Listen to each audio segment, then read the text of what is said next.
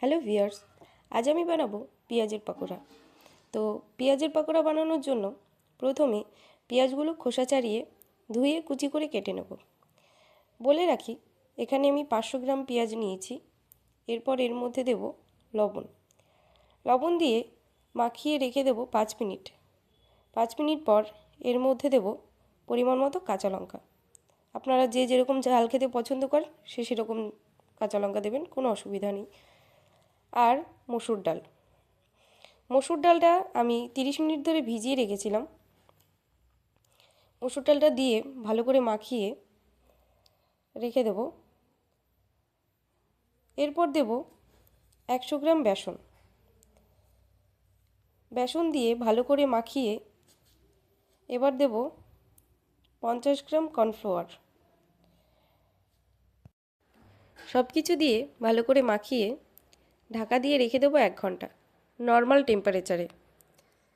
আর হ্যাঁ, আপনারা চাইলে কর্নফ্লাওয়ারের জায়গায় চালের গুঁড়োও ব্যবহার করতে পারেন, কোনো অসুবিধা নেই। 1 ঘন্টা পর আমি কড়াই গরম করে তাতে দেব সাদা তেল।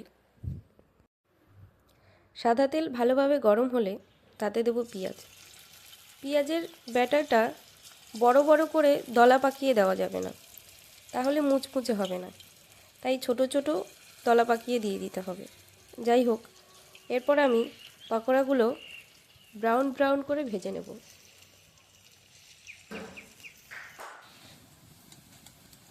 এখানে আমি পকোড়াগুলো উল্টে দিচ্ছি।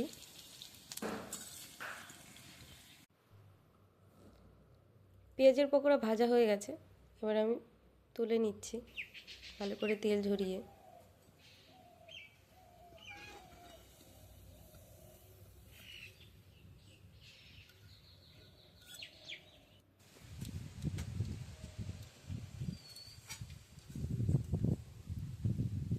তো আপনাদের যদি আমার রান্না ভালো লেগে থাকে তাহলে প্লিজ চ্যানেলটা সাবস্ক্রাইব করে দেবেন। আর পুরো ভিডিওটা দেখার জন্য অনেক অনেক ধন্যবাদ।